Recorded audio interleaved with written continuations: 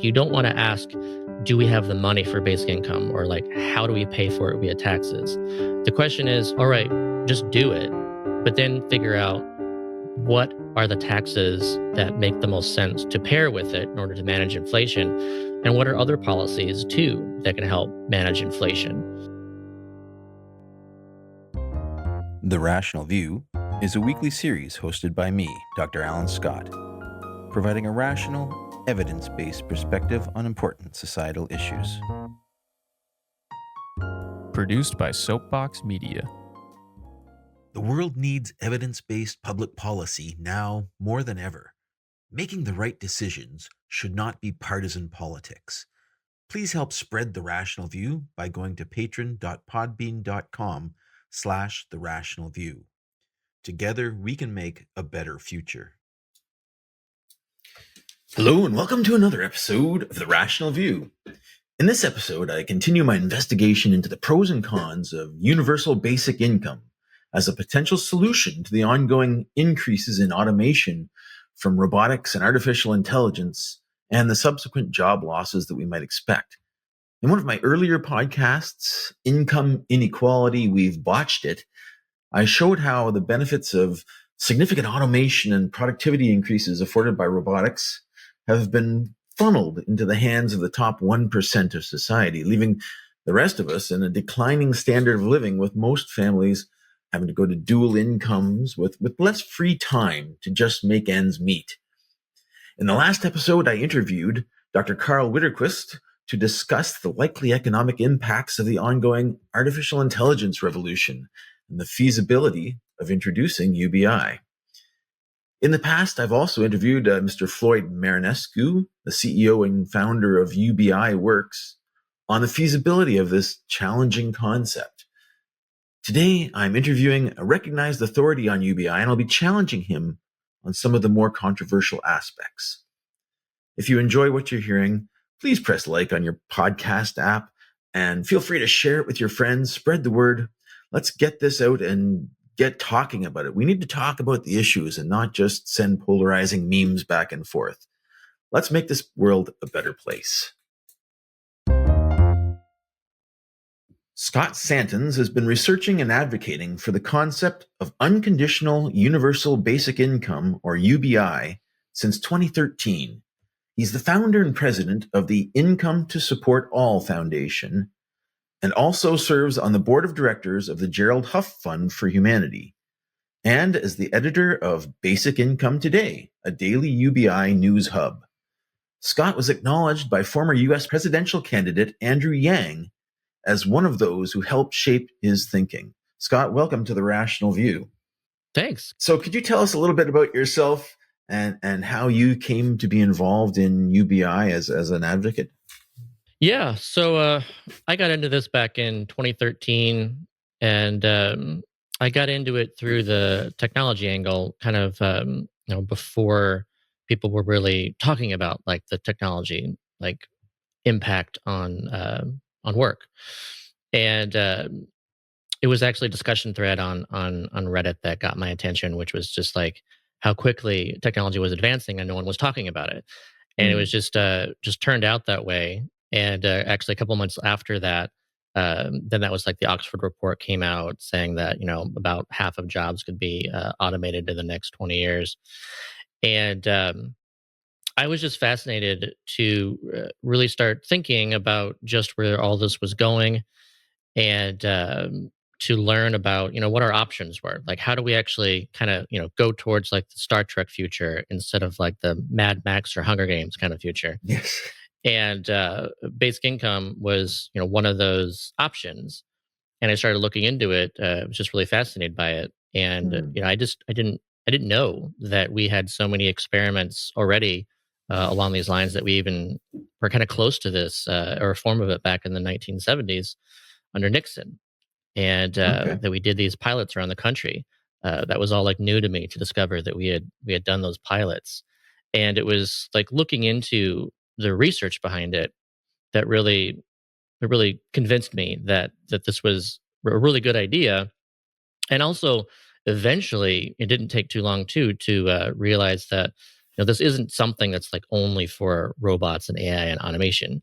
This is actually something that we actually should have done decades, if not centuries ago, Mm. as just being like a better way of going about like a market economy and making sure that everyone can actually participate like in society and the economy. And it's better than the way that we do things. Like that was another aspect too, is looking into the way the existing safety net works. Yeah, I was looking at your website, and you've got kind of a FAQ that describes some of the ethical underpinnings of UBI. What would you say are the main ethical arguments in favor of providing UBI to everyone? Yeah, when I say that we possibly should have done this centuries ago, I'm actually referring to the even the proposal and the logical underpinnings of Thomas Paine. And what he proposed was this rights-based argument, and it wasn't for universal basic income per se, as we understand it today. It was for essentially like a universal capital grant, so that everyone universally, upon reaching the age of 21, would receive this chunk of money. Everyone would receive the same chunk of money, and then those with disabilities and those who were seniors and retirees, that they would get a chunk of money every month too. And so Mm. that's really close to a basic income kind of plan and thinking. And his logic behind it was that essentially, uh, like when it comes to natural resources, who created that? Like who created the earth? Who created the land? Who created all the minerals that are in the land? So if you create something out of that, then of course you should benefit from that. Hmm. But do you own like 100% of it? Like some Right. percentage of that is natural resources, and who should benefit from that? It should be all of us equally. And I think that underpinning makes a heck of a lot of sense for universal basic income even today. Yeah. So to participate into a civilization where there's private ownership of the resources, the natural resources that really should be ethically everyone's possession, everyone born into this world, to play in this civilization, you should have access to your portion of those resources. That was the argument. I think it's a very Right. powerful And argument. because, yeah, we all this stuff used to be free. So part of his argument too was that we actually created poverty as we know it today. Like if we had just existed in the natural state of things, where there was no private property, then you could go around and you could hunt, you could forage, you could utilize agriculture to farm the land. Like all of that was available for free. And then civilization comes in and says, no, you can't use the land, and then that removed the ability for people to actually eat for free, to hunt and farm. Um, so that created a condition where lots of people were worse off than the natural state of things, even though that actually enabled lots of people to be better off. So he saw that and said, I love how things are, that this has made things a lot better for lots of people. But we have to recognize that we did make things worse for some people. And so we have to create this, floor. We have to make sure that no one is worse off from this creation of like civilization and private property. Right. So establishing that some form of universal basic income is an ethical imperative, we need to face the possibility that it's just not feasible. One of the most common criticisms that I hear of UBI is that it would just create massive inflation that would quickly make it useless. It's like an economic perpetual motion machine, effectively. You add the money and it becomes worthless because everyone's got the money. Uh, to pay everyone in the US a poverty wage, they'll argue that you need $4 trillion a year. And I looked on your website, it says that the money for a basic income guarantee would be already existing money circulated through the economic system. And it would not be new money, just money shifted from one location to another. So in your model of UBI, who is paying for this? Where does the money come from that supports the UBI so that it doesn't just become a perpetual motion machine that creates inflation? Yeah, so this is the kind of the cost question. Um, I would I like to get people to think about, first of all, before getting into this, what is the cost of not having a basic income? What is the cost of poverty? What is the cost of mass chronic insecurity? What is the cost of, extreme inequality? Hmm. These things have a great deal of cost. It's not free. As an example, a study looked at the cost of child poverty. So this is the full downstream cost of child poverty, and what are we spending on this on an annual basis? And it's over $1 trillion per year. Hmm. So Wow. we're not looking at that as being a cost. We all bear that cost. We all pay for it in all kinds of different ways. But we could actually just eliminate those costs up front. We could just say, all right, let's eliminate child poverty directly. And if we did that, then we would see better health outcomes. We wouldn't spend as much on healthcare. We would see, less crime. So we wouldn't spend as much on, criminal justice system and everything in prison. And we would see more productivity because Hmm. people would have better educational outcomes. They would be able to, because they didn't end up in prison, that they would be able to get jobs, and they would be able to get better jobs. So I really want us to see basic income as this upfront investment with very large downstream returns that we aren't currently uh, enjoying and utilizing. Instead, we're actually just wastefully spending all this money and thinking it's all free, and it's not. Are there good economic analyses that show the sort of potential value of doing this? Like you've outlined a lot of costs that would be offset by providing this. Is there general agreement amongst Well, so a lot of economists? the experiments have shown various positive impacts in each of these kind of areas. So, as an example, the Dauphin, Manitoba pilot in the 1970s, which was a saturation pilot that lasted about 4 years, and they essentially eliminated poverty in the town of Dauphin. That was they saw a decrease in hospitalization rates of 8.5%, and Hmm. the explanation for that was reduced injuries due to essentially like less stress, and so you can see that this is we can appreciate some kind of mental health and physical health improvements, and we do see that actually in many other pilots. Hmm. In some degree, like in the Stockton pilot too, they saw that there was a comparison of the $500 per month to actually being as effective as antidepressants when it came to improving mental health. And then as far as crime goes, that too has seen large impacts. The largest I've seen was the Namibia UBI pilot. That showed a decrease of over 42% in overall crime rates. Wow. And when it came to particular crimes of, I would call them crimes of desperation. When it comes to like illegal hunting of like endangered animals, that went Hmm. down by 95%.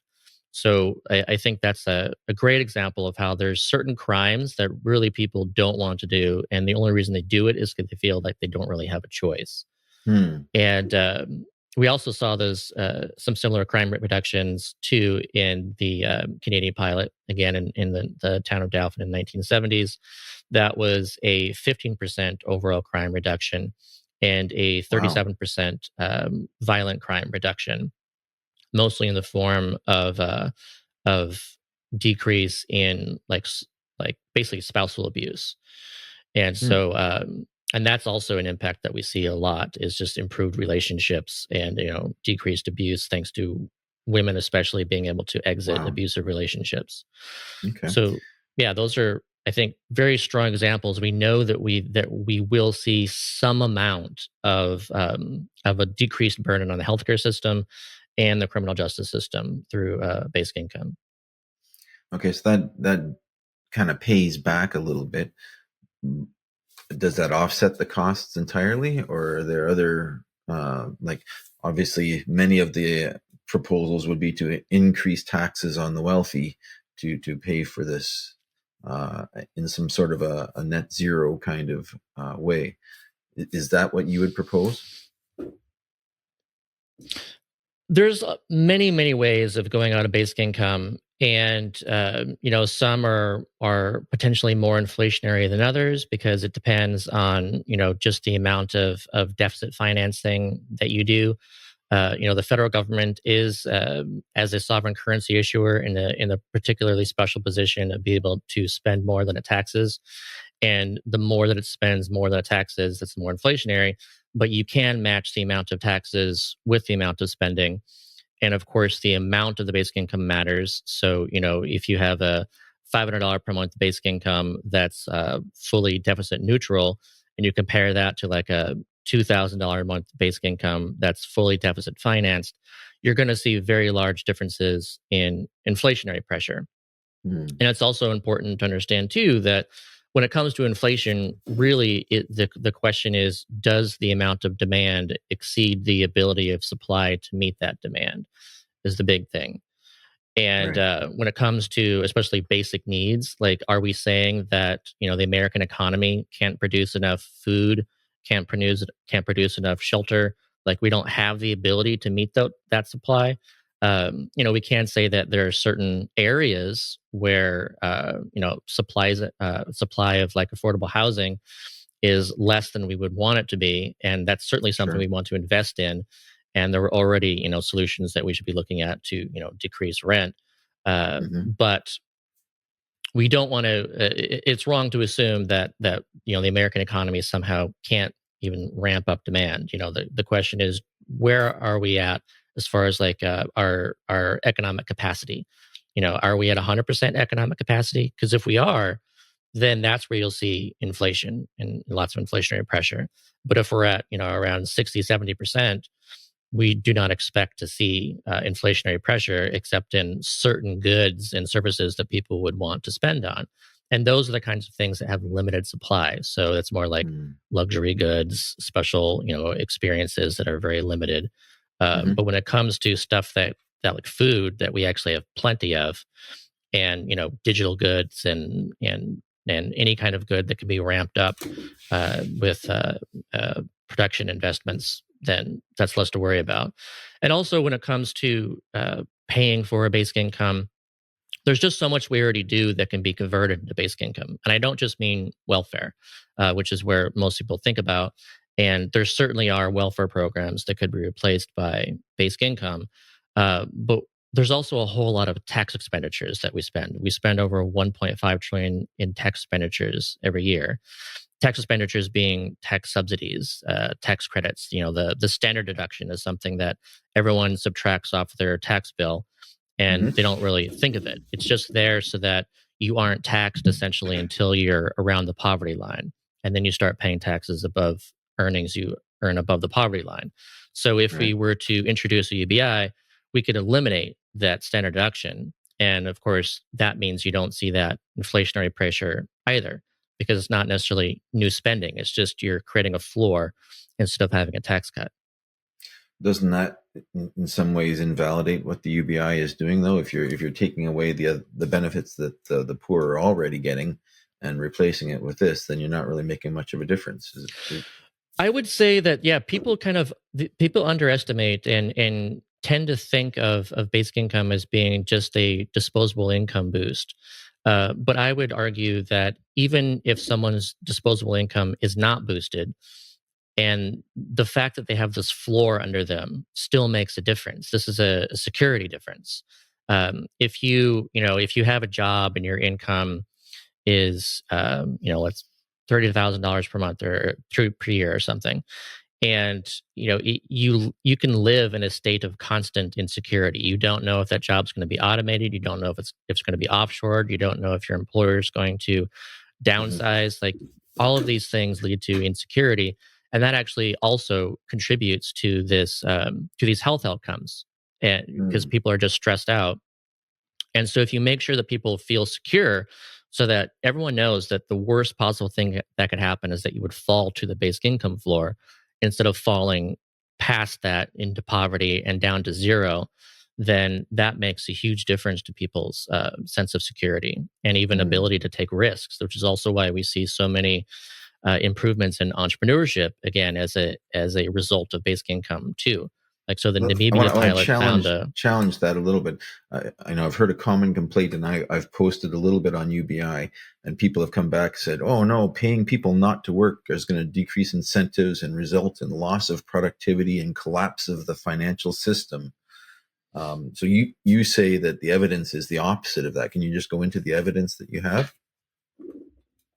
Yeah. So first of all, this understanding that the basic income is somehow paying people not to work is an incorrect understanding, because basic income doesn't pay people to do nothing; it pays people to do anything. If you're looking at something like unemployment insurance, that pays people on the condition that they remain unemployed. Traditional welfare says that you have to keep your income below a certain level, and if you raise that, then you'll lose that welfare, and you could potentially be no better off or even worse off. And with basic income, that is this foundational floor. So any job actually adds to your income. It's not disincentivized like unemployment and traditional welfare benefits. That leads to why we just observe so often that you do not see decreases in work. Um, Over and over again in all these experiments, the findings are that there are no significant decreases in work, and you can actually often find increases. And it's because, I think, of this very large difference in what economists call effective marginal tax rates. So if you have a welfare cliff or a benefit where, let's say you're working, or let's say you have a welfare benefit of $1,000 per month, and a job offers you $1,000 per month to take it. And if you take that job, then you lose the welfare benefit. What you're actually doing is you're seeing 100% marginal tax rate, or you're working for free. So why would any rational person do that? But with basic income, you start with $1,000 per month. You get offered $1,000 per month. Now you're at $2,000 per month. So the incentive to work comes from the job, and welfare kind of destroys that. And have that you've talked about pilots? Has that been seen in a pilot? I was looking for counter viewpoints on the internet, and someone referenced a 2018 Finnish study that gave money to 2,000 jobless people, like 560 euros a month for a year or two, and they didn't increase their income or their number of work days compared to the control group that wasn't getting it. So, is that just an isolated incident with not enough data, or are there better examples out there that show people getting work while being paid? So the Finland pilot is interesting. There's a lot of misinformation out there about the Finland pilot. It's funny how many people think that it was somehow a failure, when this was a pilot that looked at 2,000 unemployed Finns and compared them to the control group of the rest of the country that had their usual unemployment income. And so what you were looking at was around $600 per month of unemployment income versus $600 per month of basic income. And again, really the only difference there being that you get to keep the basic income with the job. The result was that there was actually there was a slight increase in employment from the basic income. And a lot of people think that it somehow caused people to work less, or that somehow canceled or whatever. And none of that's true. It actually saw a slight increase in employment, and there were other positive impacts too. I would say that one of the reasons why you didn't see as much of an increase in employment as potentially some people may have expected was because part of the design of the pilot meant that, again, you were only looking at people who were unemployed, so that a lot of those people had other benefits. So if you had if you were part of a family and you had housing assistance, and let's say your housing assistance was $1,500 per month in housing assistance. So if you accept a job, yes, you get to keep your $600 per month in basic income, but you do lose the $1,500 per month of housing assistance, in which case, why would you take the job?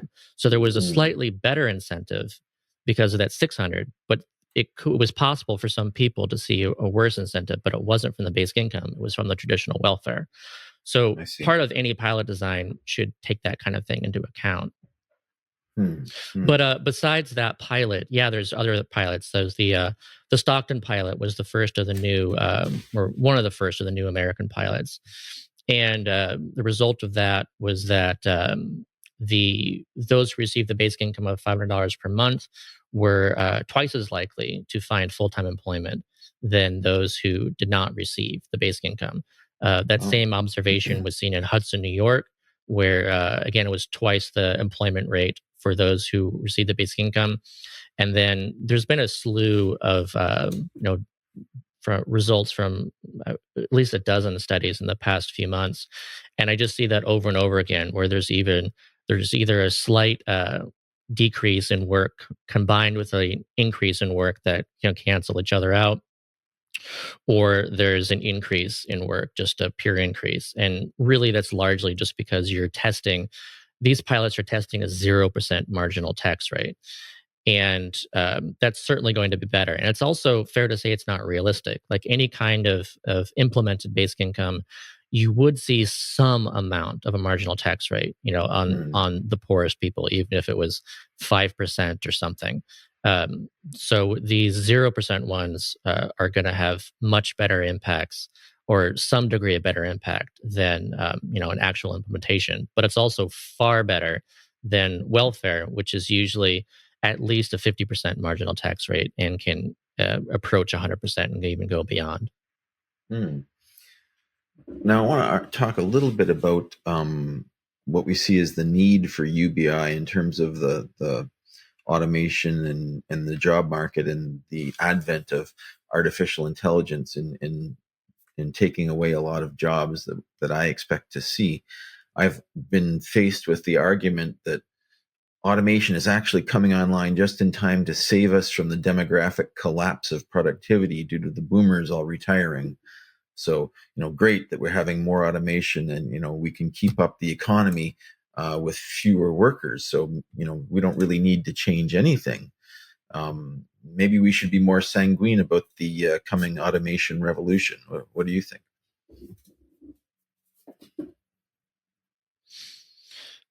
Yeah, there's a few different headwinds that we're facing when it comes to like the benefits of automation versus other issues.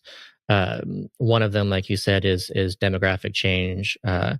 We should expect to see like the peak impact of demographic change in not too long. So it's not like, and we're already experiencing it too. So I don't think that's going to be as large as people fear. But there's also the impacts of climate change. That's going to create inflationary pressures on things. As you see the like impacts of like reduced crop yields and potential issues from supply chain problems. Like that's going to impact things and create kind of inflation on its own to some degree. And also, you've got the uh, below replacement rate fertility rates, which again can also contribute to this kind of demographic concerns with fewer newer workers being born and raised versus those who are retiring and dying, and those also would create kind of inflationary pressures. So yeah, when it comes to automation will help with those things, and also to a degree be less impactful than people may be panicking about. Uh, but we should still expect to see some amount of disruption and displacement that is entirely unknown. What the degree of that is going to be. So again, I look at this from a security standpoint, where let's just make sure that there's a floor underneath everybody, no matter what, Mm-hmm. because we don't know what's going to happen. Just as no one knows what's going to happen in their lifetime, no one knows what's going to happen to their job, anyways. But certainly, one of the new potentials is that it could be automated, and we want to make sure that people not only don't fall to zero and get stuck there, but they're also supported and more enabled to either create their own new job to become self-employed, or to retrain, to reskill, go back to school. There's a lot of things that basic income enables people to do that if they don't have, they're going to be far more likely to be stuck. And again, when it comes to entrepreneurship, I really think that's an important factor of basic income. One story I want to share to explain why I think this is so important is in the Namibia UBI pilot. This was an entire village of over 1,000 people got this basic income for a year, and one of the results was a quadrupling of entrepreneurship. So, very large increase of, people just got this money and it functioned as startup capital, and they were less worried about failure because they knew that the basic income would be there. But also it created customers. And that's like the main thing to understand is that every person in the village became a customer for whatever business started up. So many businesses fail that, did they fail because it was a bad product or service? Or did they fail because people just didn't have enough, just discretionary income to spend at that business? Um, as an example of this, an illustration, this is a real story from the maybe UBI pilot. There was one of the recipients on her very first payment used it to go out and buy flour and yeast, and she created like a makeshift oven, and she started to create these little mini loaves, and she sold that to the rest of her village, and it was so successful that by the end of this she was making, I believe it was 4 times the amount of income from her business that she was receiving in her basic income. So that was Wow. a huge success. And the question is, do you think that she would have been as successful if she would have just like gotten a loan and she started that business? She wouldn't have had anywhere near the amount of customers for her business if she had just gotten a loan. But because everyone else in the village had the ability to essentially vote for her business, then her business was a success. Hmm. And just imagine, that across the entire country where people's jobs are automated, people are able to actually start something new up. And then other people are able to say, yeah, I like that. Here's my money. I vote for this. That's very different from the situation we have now. Yeah, I think anyone who researches this with an open mind finds that it is there are workable solutions and they're ethically required of us. But even so, there's a lot of derision online, and there's a lot of uh, straw man arguments that are being made against UBI that I see out there. I'm wondering, you know, who is behind all of this? Is there an organized anti UBI campaign out there that you know of? I did recently discover an organization that is definitely mobilized against basic income, at least against the pilots. Um, so this is uh, since post 2020. There, what started with the Stockton pilot has become an organization of mayors called the Mayors for Guaranteed Income that have been launching pilots in many different cities, and many of these pilots were enabled by the American Rescue Plan that provided a lot of funding to cities to use however they wanted. So a lot of those are funding these pilots. These pilots, it's approaching 200. It's well over 150 now that are Hmm. either have been done or in the process of being done. So there's a lot of experimentation going on in many different states. And again, these pilots are already consistently showing positive results. So I think some people have been worried by those positive results, and there's actually an organized effort to prevent any more of those experiments from happening. And the organization behind that is the Foundation for Government Accountability, called the FGA. They're part of the State Policy Network, and they are trying to pass these bills, or trying to get legislators that they're lobbying for to pass these bills in states like Texas and in Iowa and others. There's 7 states so far that are that have these bills that are trying to ban these pilots from happening. So, Hmm. and then the language will say that they're not necessarily against this at all. They don't want any public funds to be used. Sometimes, they'll say that it's fine if charitable funds want to go towards this, but there should be no public funding of any kind of experimentation and pilots. They just insist that it pays people not to work, even though, of course, the results of the pilots are showing that's not the case. Hmm. Yeah, and some of the comments that I've seen online are just somewhat derisive and simplistic. Like here's a quote from a professor of globalization and development at University of Oxford. It says individuals gain not only income but also meaning, status, skills, networks, and friendships through work. Delinking income and work while rewarding people for staying at home is what lies behind social decay. So it's really straw manning the argument, saying we're paying people to stay at home, and then these people aren't working for their money.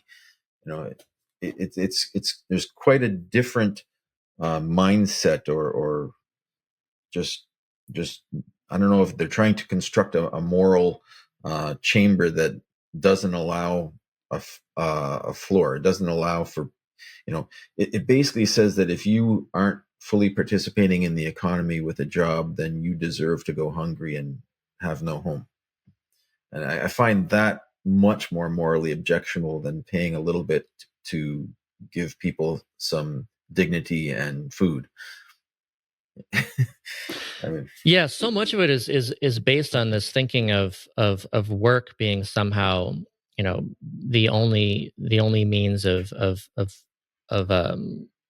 of morally enjoying the what the economy produces.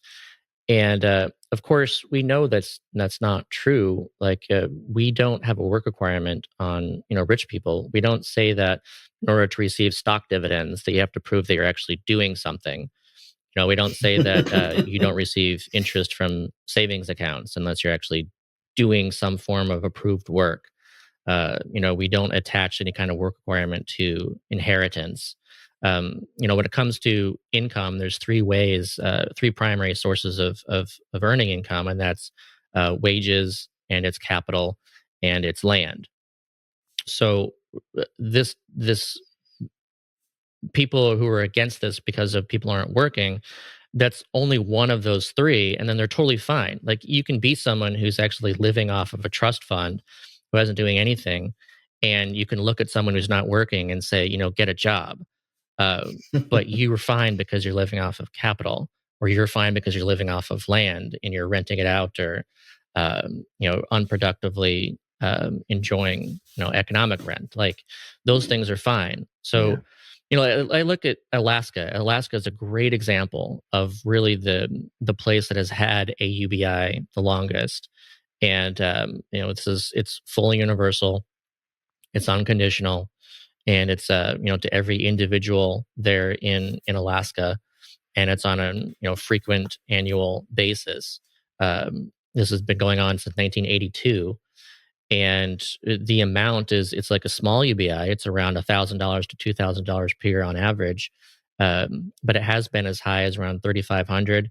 If you've got a family of four and it happened to be 3,000, then you're looking at $12,000 that year.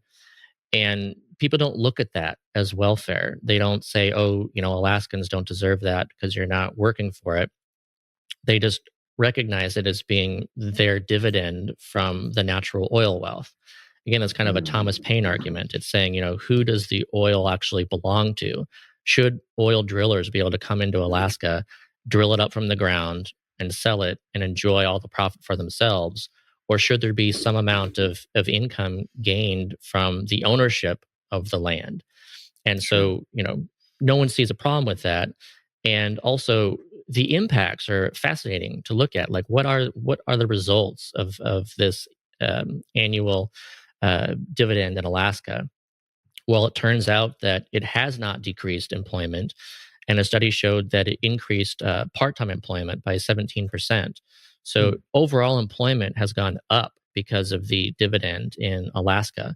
And also, if you look at inflation, prior to 1982, the rate of inflation growth in Alaska was above the rest of the country, and then afterwards, it grew at a slower rate than the rest of the country. So it's not that it decreased inflation; I wouldn't want to make that claim, but it certainly didn't increase it because you should have expected this larger increase, and it just I didn't see. happen. Interesting. One of the starker ethical arguments that I've seen made, I think it was Dr. Karl Widerquist on his website. He was talking about, if we imprison people, we give them food, we give them shelter, and we don't force them to work. It seems like people that don't work are being punished by society more aggressively than people who have committed crimes, because they don't deserve the food and the housing, and they must work. So it's actually, more of a crime not to have work right now than to have ended up in the criminal justice where we feed and clothe and house these people, because we believe, that is, society has evolved to the point where we realize it's cruel and unusual to not feed your prisoners. Yet, war veterans who don't have a home and can't afford food are left to beg on the streets. The discrepancy there is quite stark, I think, and morally speaking, should be made more visible. It's really something. One of the complaints that I saw on online, someone said, while some economists argue that UBI could drive up wages, others believe it will drive them down. Why would an employer pay more if UBI gives citizens enough money to live on? That was an objection to UBI. What do you think of that argument? So there's a couple different things. I want to cover two different things from what you were just saying. First of all, I want to point out that some of my favorite pilots going on right now are focused on those who are recently incarcerated. So this means that they were recently in prison, they're released, and in the existing system they can get given something like $50 and told like good luck. And one of the reasons why our recidivism rates are so high is because of that reality. Like they go out, they're released, they have nothing. They find it extremely difficult to find a job because they just came out of prison and they report that they were in prison. So now they're practically locked out of the legal employment sector, and you have to survive. You have to find something. So then you end up doing criminal activities to survive, and you end up back in jail. And of course, then we spend even more money, and it's just really expensive to go about that. Our recidivism rate is just insane. So one of these pilots so far that focused on this to see what would the recidivism would be, the 1 year recidivism rate was 0% among this. Not a single person receiving the basic income went back to prison, which is practically unheard of. I believe the average recidivism rate for 1 year is about a third. And so I'm really interested to see too how it even helps them even after they are no longer receiving this income. I would imagine it would still be lower than the average. But just imagine with I believe the average 5-year recidivism rate is like 80%. Like most people end back up in prison. It's ridiculous how much the existing structure is. So if we drop that down to something like 5%, 10% or something, we would save so much money on prison, and people would just be so much more productive because again they would not be locked out of the formal employment system because they wouldn't have committed these crimes. So yeah, I think that's a really important thing to make, and I'm really excited to see just how low recidivism can go in these pilots. Another thing that from what you were talking about, yeah, there's when it comes to the impact of basic income on wages, I think this is it's both camps are correct to some degree. It really depends on the nature of the work. So if you're in a job, or if they're for a job that has a low demand that people don't want to do, and people have the freedom to actually say, no, I don't want to do that job, there exists a price where people will do that job. So those jobs could end up paying more. And I think that leads itself into automation too, where right now, I would argue that we could be a lot more automated already with existing technologies, but humans are too cheap. We just are willing to do all kinds of things for any amount of money because we'd rather have something instead of nothing. So if we actually create the conditions where human labor exceeds the cost of automating that job for a lot of these jobs, then it makes a lot more sense to automate them. And I think that's Mm. win-win. Like I want jobs to be automated that we can automate. And I also don't want people doing jobs that they really don't want to do and are only getting like, poverty wages to do. People should be paid more for jobs that people don't want to do. Then when it comes to jobs that are really popular, maybe they're meaningful, they're full of purpose, jobs that something like being a teacher. It's really tough to boost teachers' wages because this is public school. It's really tough to pass legislation and things to actually raise their wages. But people who are teachers really want to be teachers, and sometimes they can't afford to do that. Like the pay is just too low to Mhm. do that. So basic income would actually enable people to do jobs like that. You could see that income boost just from a different from independently from the basic income. So instead of a teacher living with $35,000 per year being a teacher, they could still get $35,000 per year, but then they'd have the 15,000 per year bonus from UBI, and now they'd have 50,000 total, and that's more doable for them.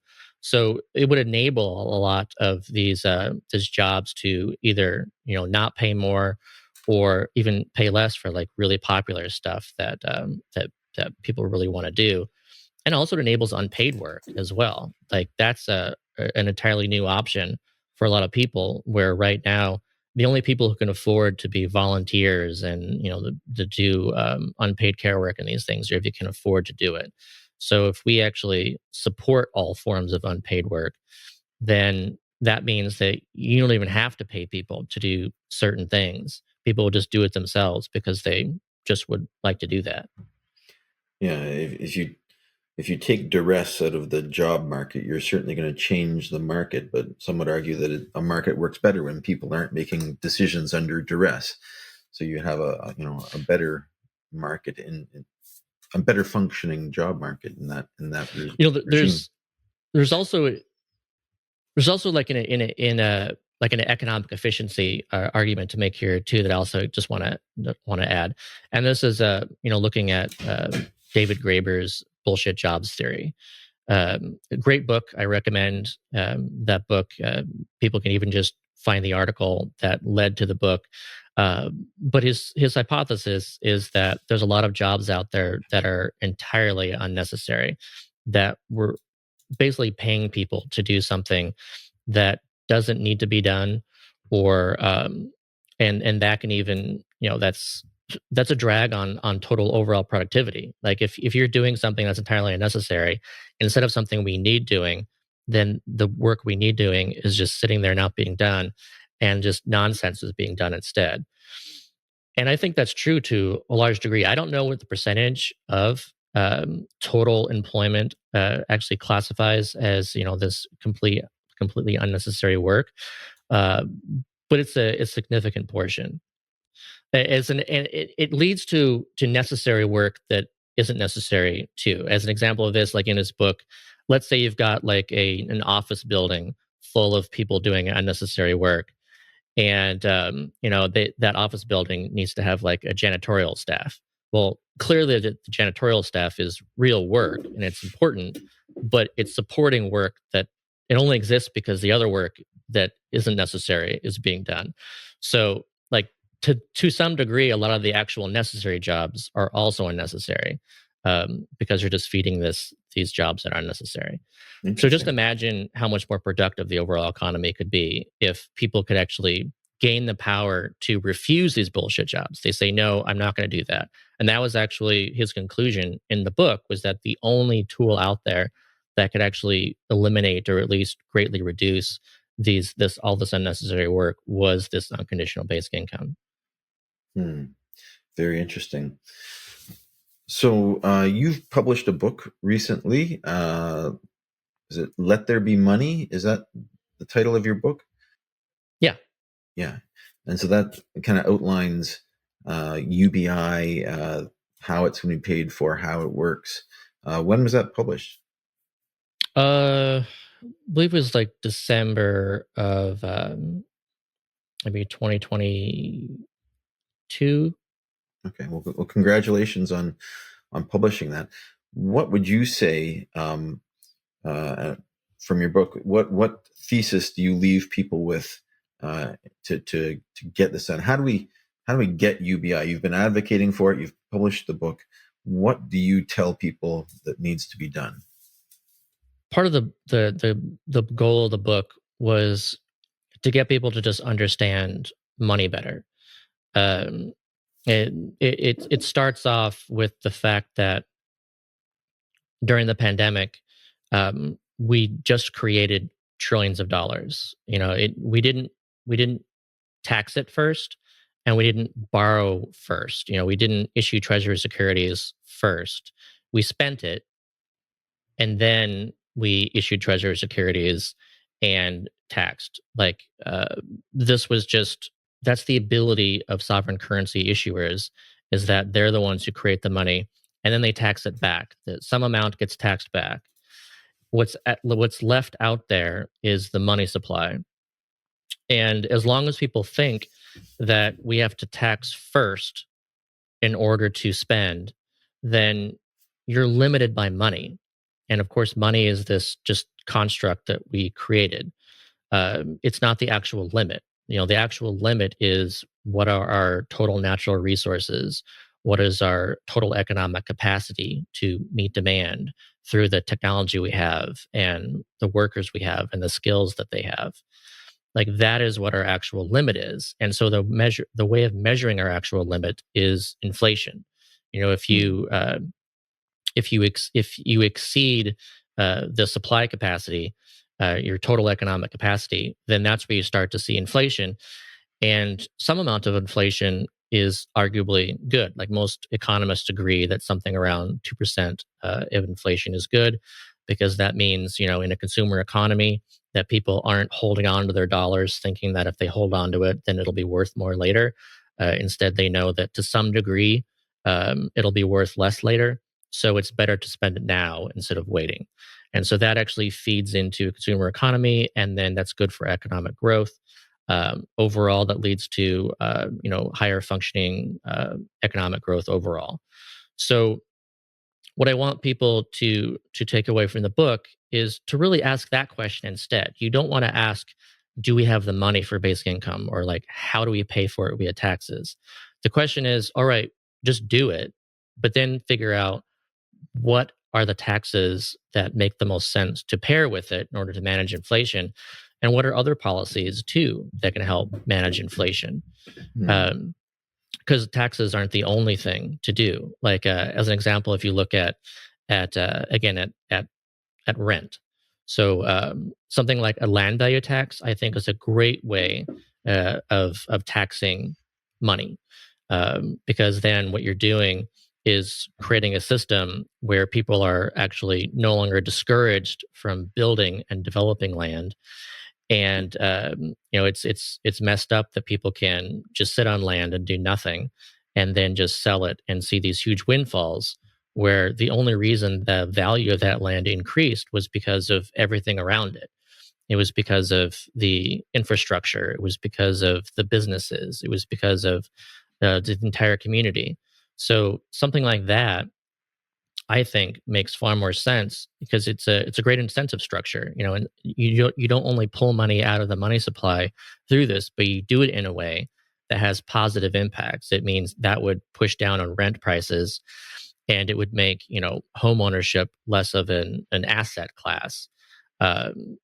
I think that's important to do to manage rents. But then another aspect of this, we want to increase the housing supply. LVT would help do that.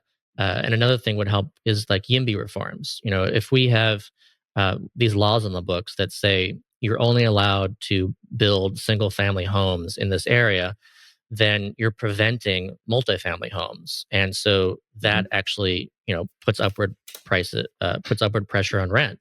So if we just, change these policies and just enable people to create multifamily homes and apartment buildings instead of single family homes, then that pushes down on rent pressures, which is, that's anti-inflationary. So Right. that isn't a tax. It's just like a better, more sensible way of doing these things. A rational So I want policy. people to look at that kind of thing.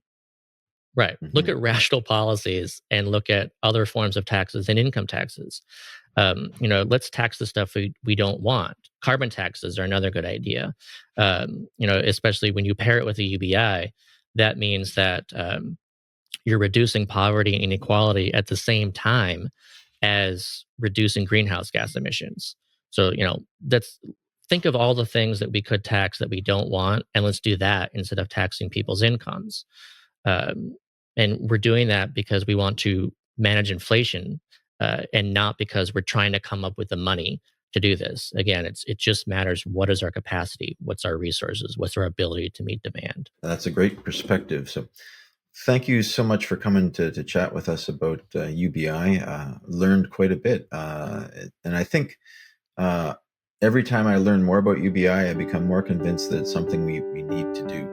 So thank you so much for coming to chat with us and for taking the time. I'd be happy to send you a Rational View t-shirt for spending your time and helping Thanks. to spread the word. So thank you. Thanks, Al. No, thanks for the invite. If you'd like to follow up with more in-depth discussions, please come find us on Facebook at The Rational View and join our discussion group. If you like what you're hearing, please consider visiting my Patreon page at patron.podbean.com/therationalview. Thanks for listening.